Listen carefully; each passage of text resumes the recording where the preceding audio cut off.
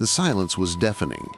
In the controlled chaos of Paramount Studios in 1968, where dozens of productions buzzed with constant activity, Soundstage 12 had gone completely quiet. Bob Munden, the certified fastest gun in the world, stared at the stopwatch in his trembling hand. The numbers didn't make sense. They couldn't make sense. 0.19 seconds. It was impossible for any human being to draw a gun that fast, especially not a 43-year-old entertainer who was supposed to be just a song and dance man. But the evidence was undeniable. Sammy Davis Jr. had just shattered every record in the book, and Bob Munden, the man who held 18 world championships and had never been beaten in competition, could only whisper 4 words that would echo through firearms history forever. "Who the hell are you?" This is the untold story of the day. The world's fastest gunfighter discovered that talent has no boundaries, speed has no color, and sometimes the most devastating draw comes from the most unexpected place. Bob Munden was a legend at 26 years old. Born in Kansas and raised on a ranch, he had been handling firearms since he could walk. By 1968, he held every meaningful quick-draw record in existence. 0.175 seconds for a single-action draw, multiple world championships, and the respect of every gunfighter in America. Mundon wasn't just fast. He was scientifically, measurably, impossibly fast. He had been studied by universities, tested by the military, and verified by the Guinness Book of World Records. When Bob Munden drew his Colt .45, physics seemed to bend around his will, which is why he was skeptical when he received the call from Paramount Studios. "Mr. Munden," the voice on the phone had said, "we have an entertainer here who claims he can outdraw you. We'd like you to come in and settle this question once and for all." Munden had laughed. Hollywood was full of actors who played gunfighters on screen and started believing their own publicity. He had embarrassed dozens of them over the years, usually within seconds of meeting them. "Who's the entertainer?" Munden had asked. "Sammy Davis Jr." Munden's laughter died in his throat. Sammy Davis Jr. wasn't just any entertainer. He was one of the most famous people in the world. But he was also known as a singer, dancer, and actor, not a gunfighter. "Sammy Davis Jr. wants to challenge me to a quick-draw contest?" "That's correct. Are you interested?" Munden's competitive instincts overrode his bewilderment. "I'll be there tomorrow." What Munden didn't know was that Sammy Davis Jr. had been preparing for this moment his entire life. Sammy's fascination with firearms had begun in childhood, during his vaudeville days with the Will Maston Trio. Between shows, he would watch Western movies obsessively, studying the gunfighters with the same intensity he brought to learning dance steps or musical arrangements. But Sammy's interest went beyond entertainment.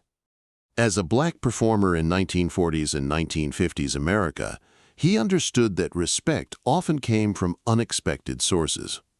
If he could master skills that white men considered their exclusive domain, like lightning-fast gun handling, he could command a different kind of attention. Over the years, Sammy had quietly become one of the most skilled gun handlers in Hollywood. He had modified his holsters with the precision of a master craftsman, studied the mechanics of the draw with scientific intensity, and practiced with a dedication that had made him a master of every other art he attempted. But he had kept his abilities largely secret, revealing them only to close friends and fellow enthusiasts. The entertainment industry saw him as a song and dance man, and he had been content to let them maintain that illusion, until 1968, when he decided it was time to set the record straight.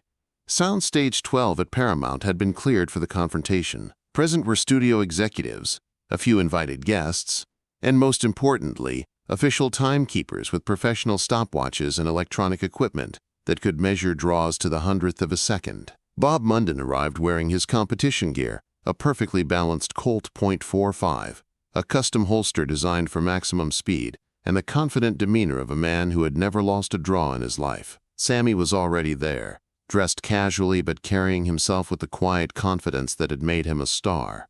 His holster appeared conventional, but those who looked closely could see subtle modifications that suggested serious study and preparation.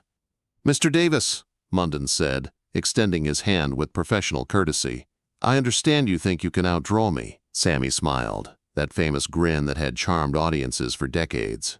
I don't think anything, Bob. I just want to see what happens when we both do our best. Munden appreciated the humble response, but he was still skeptical. In his experience, entertainers who challenged professional gunfighters usually lasted about 10 seconds before embarrassment set in. "Have you ever been timed professionally?" Munden asked. "Never," Sammy replied honestly. "That's what we're here for."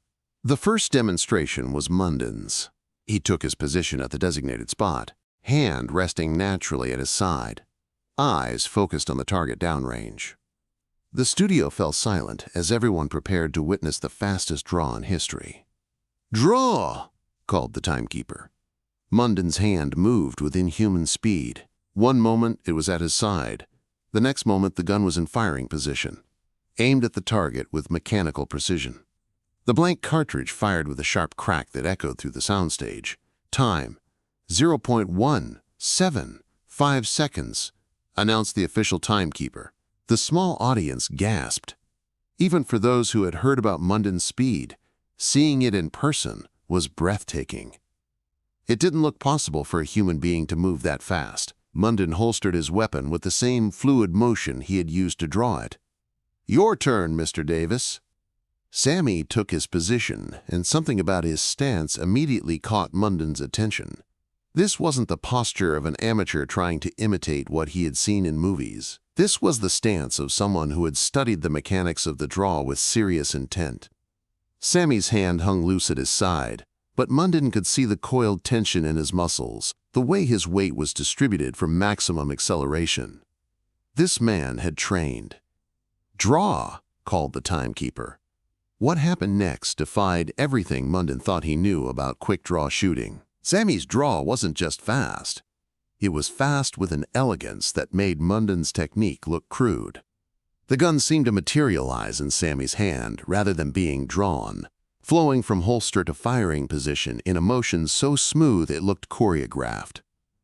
But it was the speed that left everyone speechless. The timekeeper stared at his equipment, checked it twice, then looked up with an expression of complete bewilderment.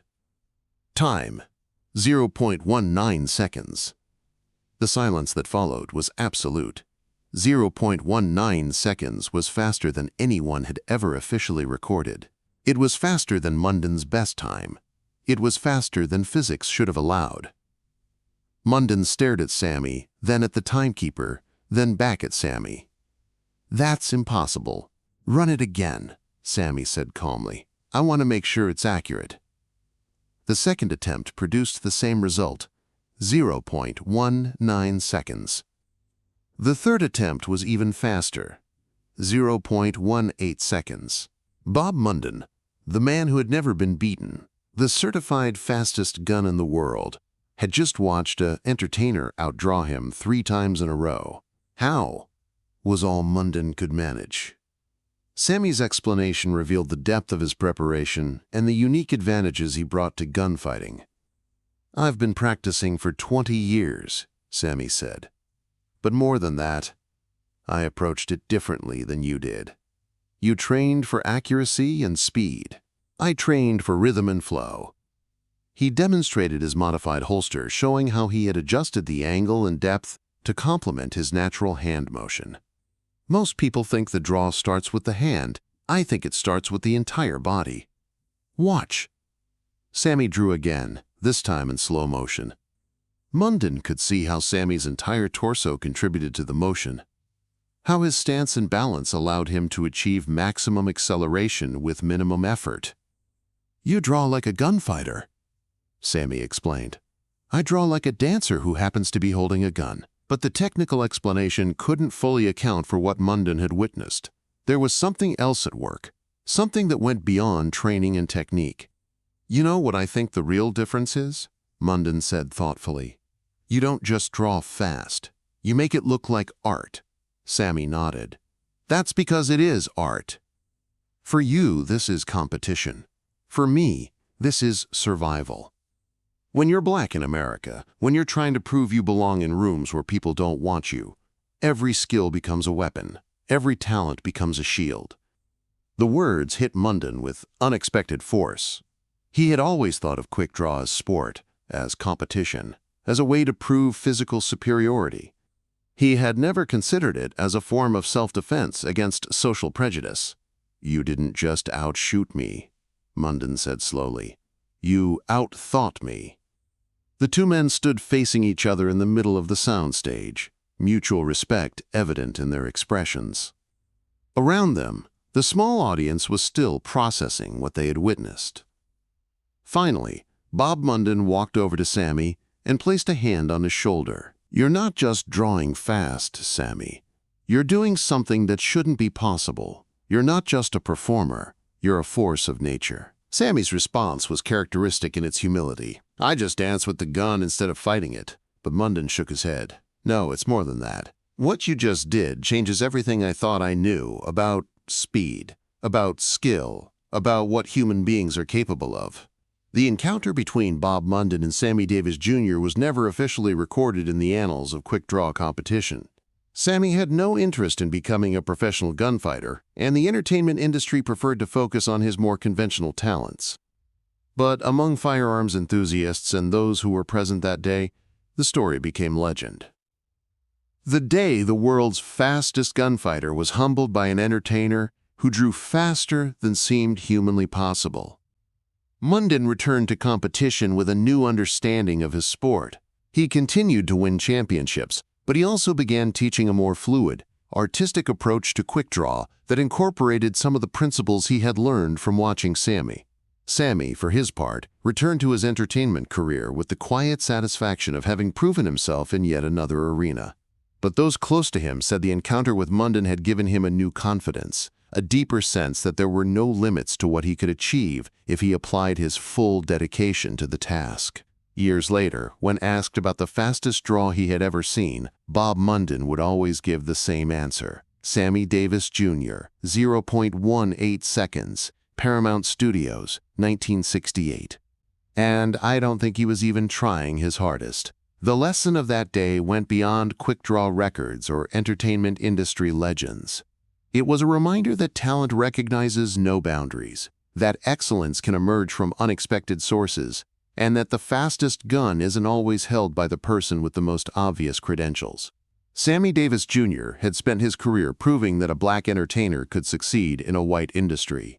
On that day in 1968, he proved something even more fundamental, that mastery belongs to those who pursue it with complete dedication, regardless of what anyone else thinks is possible. Bob Munden had come to Paramount Studios expecting to embarrass an amateur.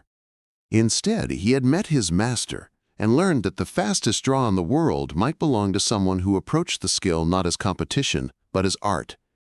The stopwatch had shown 0.18 seconds, but the real measurement that mattered was the respect of a man who had never been beaten, freely given to someone who had just rewritten the rules of what speed could look like.